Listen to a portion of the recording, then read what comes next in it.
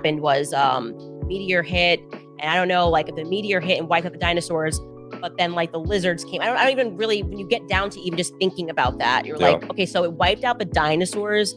Then what happened? They're like, well, then the amoeba was around, but then like little lizards are from that. I actually don't have a lot of questions. I wish I was in sixth grade again. Take us back to sixth grade and help us understand that the dinosaur extinction and then what happened after. It's not a big secret that dinosaurs went extinct. The question was how. Doing excavations in the Yucatan Peninsula, it became pretty evident that a 6-mile wide meteor impacted that area at the time it was called the KT boundary. I think they've renamed it to the KPG boundary. That's around 65, 66 million years ago. That is perfectly in line with when dinosaur fossils disappear. Now you can go there and see the effects of this meteor impact. You can swim through the cave system that it left.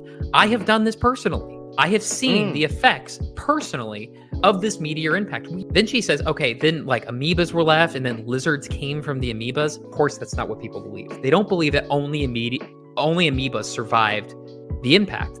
Lizards pre-existed the dinosaurs, and they obviously still exist today. They survived. The idea is that they survived the meteor impact because lizards are so small.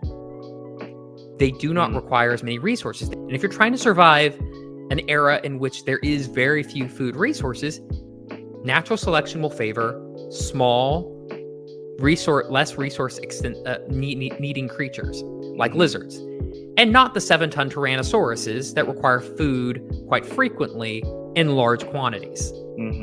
That is why dinosaurs went extinct. There was an ecosystem collapse, and that affected larger creatures first.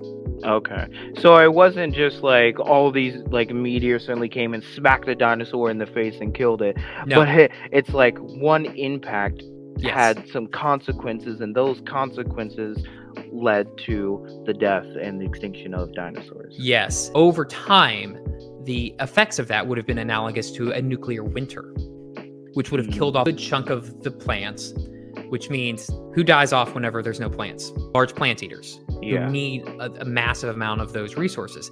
Then who dies off? Large meat eaters who eat the plant eaters. The carnivores die off after the herbivores. Really, the only creatures to survive were the smaller, less resource needy creatures. Yeah, so thank you for taking us back to school.